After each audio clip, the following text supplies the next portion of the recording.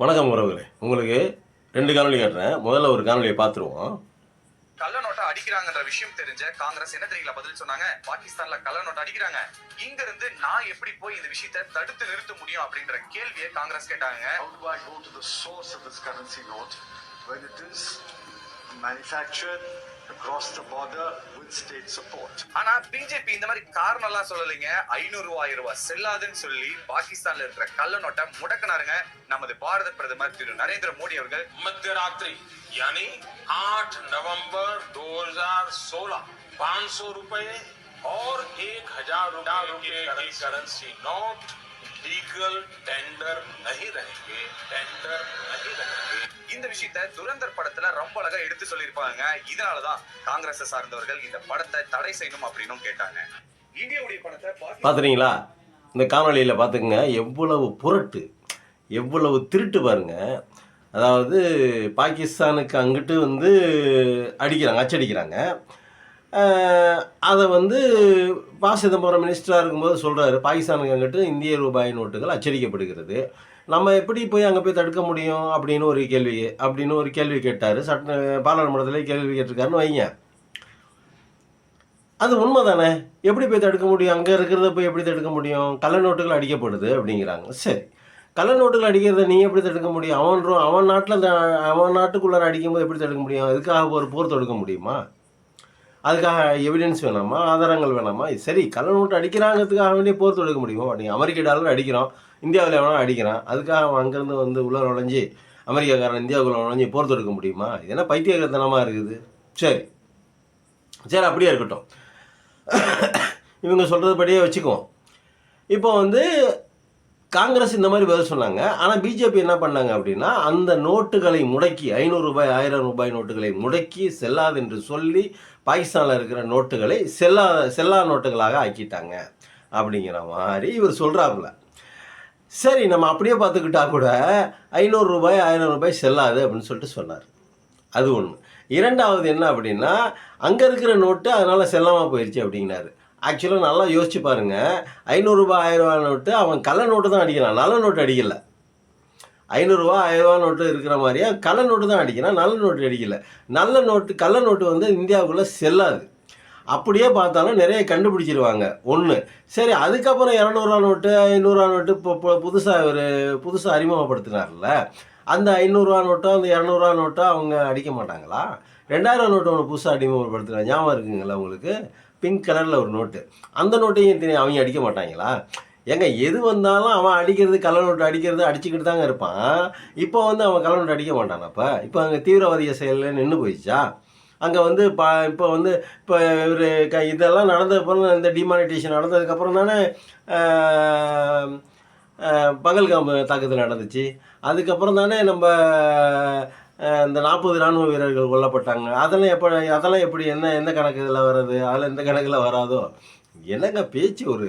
ஒரு நியாயமான ஒரு பேச்சு பேச வேணாமா? ஒரு பைத்தியகரத்தனமான பேசுகிறதா? ஒரு அரசு மேலே அபாண்டமாக ஒரு குற்றச்சாட்டு. இப்போ இவர் டிமானிட்டேஷன் அறிவித்தார். இந்த 8வது மாதம் 8ஆம் தேதி அன்னைக்கு இவர் அறிவிக்கிறாரு, நைட்டு 8 மணிக்கு. எப்படி அறிவிக்கிறாரு? நாளையிலேருந்து நைட்டு 12 மணிக்கு மேலே நோட்டுகள் செல்லாதுன்னு. யார் சொல்லணும் இந்த அறிவிப்பை? சரி, பிரதமரே சொல்லலான்னு வச்சுக்கோங்க, அதுக்கு சட்டத்தில் இடம் இருக்குன்னு வைங்க. யார்கிட்ட கேட்டிருக்கணும்? முதல்ல ரிசர்வ் பேங்கிட்ட கேட்டாரா? இந்தியன் பாராளுமன்றத்தில் கேட்டாரா? எதிர்கட்சிகள் இருக்காங்களே, எதிர்கட்சிகள்கிட்ட முதல்ல உட்காந்து பேசணும். ஏன்னாங்க அது மாதிரி இருக்குது, கள்ள நோட்டு ஓவராக பண்ணிகிட்டு இருக்காங்க, அதனால் நம்ம பொருளாதாரம் பாதிக்கப்படுது. கருப்பு நோட்டு கருப்பு பணம் நம்ம ஊரில் வந்து ரொம்ப நம்ம சிரமப்பட்டுக்கிட்டு இருக்கிறோம். அதனால் நம்ம பொருளாதாரம் வந்து நலிவடையுது. அந்த நலிவடையாமல் நம்ம பொருளாதாரத்தை பாதுகாக்கிறதுக்கு நோட்டை செல்லாதுன்னு அறிவிக்கலாமா? வேறு நோட்டை அச்சடிக்கலாமா?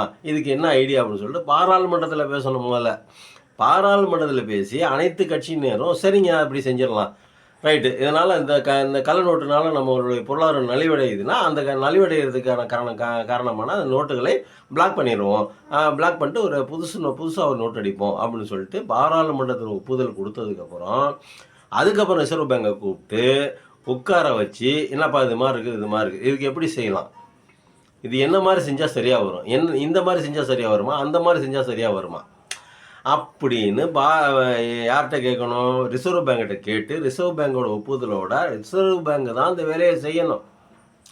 அதாவது இவர் என்ன பண்ணிட்டாரு, முதல்ல ரூபாய் நோட்டு செல்லாதுன்னு அறிவிச்சிட்டாரு. அறிவிக்கிறதுக்கு முன்னாடி ரிசர்வ் பேங்க்கு தெரியாதுன்னு அவங்களே சொல்லிட்டாங்க. ரகுராம் ராஜன் சொல்லிட்டு ஒருத்தர் இருந்தார், பொருளாதார மேதை. அவர் இங்கே இல்லை, அந்த பதவியை ராஜினாமா பண்ணிட்டு இவங்கள்ட்டலாம் வேலை செய்ய முடியாதுன்னு அந்த பதவியை ராஜினாமா பண்ணிட்டு வெளியூர் போயிட்டார். அமெரிக்காவுக்கு போய் செட்டில் ஆகிட்டார் அவர். அப்படி தான் சொன்னாங்க. அப்போது இவங்க என்ன பண்ணியிருக்கணும், ஃபஸ்ட்டு பாராளுமன்றத்தில் பேசியிருக்கணும், அனைத்து கட்சியினர்கிட்டையும் இந்த ஐடியாவை கேட்டிருக்கணும். அதுக்கப்புறம் வந்து என்ன பண்ணியிருக்கணும், ரிசர்வ் பேங்க்கிட்ட ஐடியா கேட்டிருக்கணும். ரிசர்வ் பேங்க் மூலமாக தான் நோட்டுகள் அச்சடிக்கப்பட வேண்டும். ஆனால் இவர் எந்த வேலையெல்லாம் எதையுமே செய்யாமல் டிமானிட்டேஷன் அறிவிச்சிட்டு அதுக்கப்புறம் 15 நாள் 20 நாளைக்கு அப்புறம் மக்களை அலைய விட்டுட்டு பணம் இல்லாமல் அதுக்கப்புறம் மிஷினில் அச்சடிச்சு 2000 நோட்டு 500 நோட்டு 200 நோட்டு கொஞ்சம் கொஞ்சமாக அச்சடித்து அதில் எத்தனை பேர் செத்தாங்க, மொட்டை வெயிலில் நின்று எத்தனை பேர் இறந்தாங்க, எவ்வளவு பேர் பேங்குக்காக போய் மல்லு கட்டி நின்னாங்க.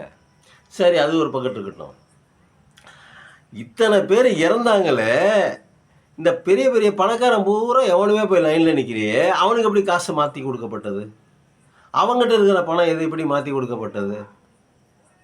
இல்லை, ஒரு கணக்கு வேணும் இல்லைங்க நமக்கு. ஒரு பேச்சு ஒரு நியாயமாக பேசணும் இல்லைங்க.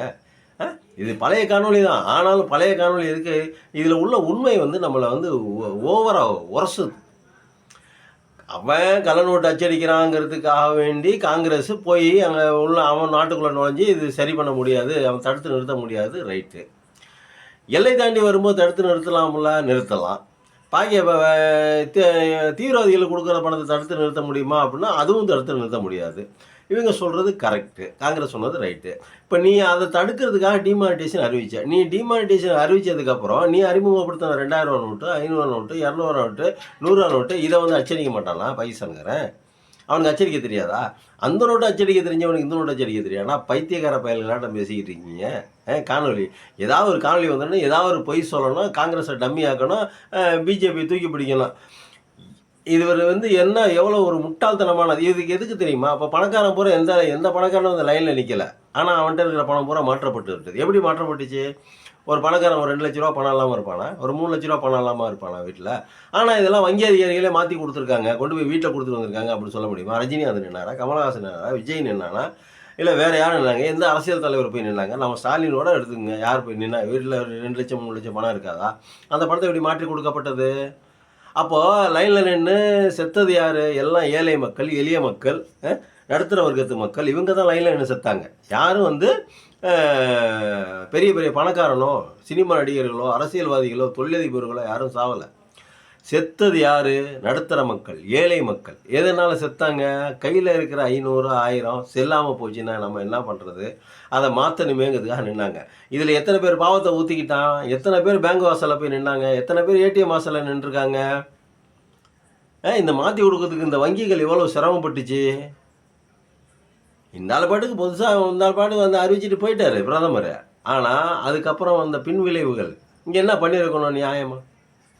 நியாயமாக நீ என்ன பண்ணியிருக்கணும்? முதல்லையே எல்லாத்துக்கிட்டையும் பேசி செட் பண்ணி நோட்டுகள்லாம் அடித்து வெளி உலகத்துக்கு தெரியாமல் பாராளுமன்றத்தில் மட்டுமே பேசி ரிசர்வ் பேங்கில் மட்டுமே பேசி யாருக்குமே தெரியாமல் அச்சடித்து அந்தந்த ஊர்களில் கொண்டு போய் பேங்க்கில் பூரா எல்லா பணத்தையும் இப்போ ஒரு பேங்க்கில் உதாரணத்துக்கு இப்போ நம்ம மனுஷன் ஒரு இந்தியன் பேங்க்கில் ஒரு 50 கோடி ரூபா இருக்குதுன்னு வச்சுக்கோங்க.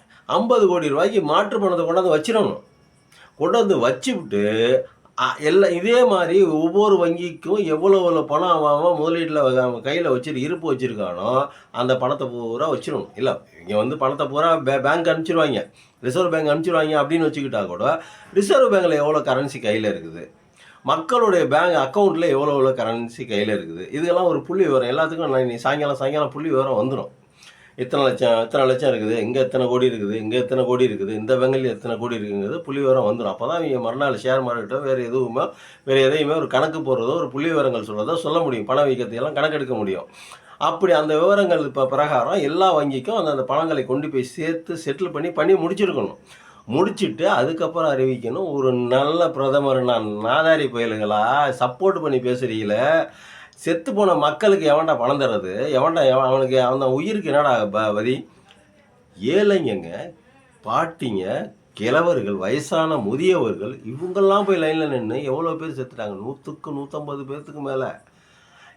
அந்த பாவத்தெல்லாம் ஊற்றிக்கிட்டீங்களே, நல்லா இருப்பீங்களாடா நீங்கள்? நாசமாக போயிட மாட்டீங்க?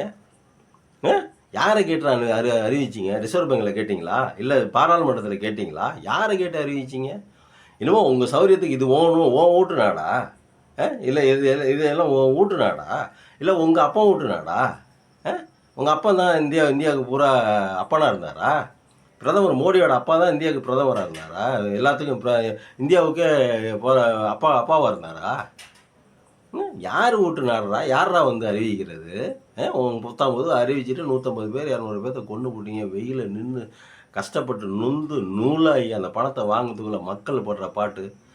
அந்த வங்கியில் வேலை செய்கிற அந்த ஊழியர்கள் எவ்வளோ பாடுபட்டாங்க. இதெல்லாம் வந்து வெளியே வந்து பேசுகிறீங்களே, வெக்கமா இல்லையாடா உங்களுக்கெல்லாம்? கொஞ்சமாச்சும் யோசனையே இருக்காதா? இன்னொரு காணொளி இருக்குது, இதுவே 10 நிமிஷம் ஆயிடுச்சு. அது தனியாக ஒரு காணொளி போடலாம் அப்படின்னு நம்ம முடிவு பண்ணிட்டேன். உடனே போட்டுரும், ஒன்றும் பிரச்சனை இல்லை. பழைய காணொளி தான் இருந்தாலும் இதற்கெல்லாம் நம்ம கண்ணில் படும்போது ஒவ்வொன்றுக்கும் ஒரு பதிலை சொல்லிடணும். இல்லை அப்படின்னா இவங்க சொல்கிறதெல்லாம் நியாயமாக போவோம். இவங்க சொன்னதையே திருப்பி சொல்லுவாங்க. இவங்க பேசுனது எல்லாமே, காணொளிகளை பேசுகிறது அத்தனையுமே பொய். நன்றி, வணக்கம் மக்களே.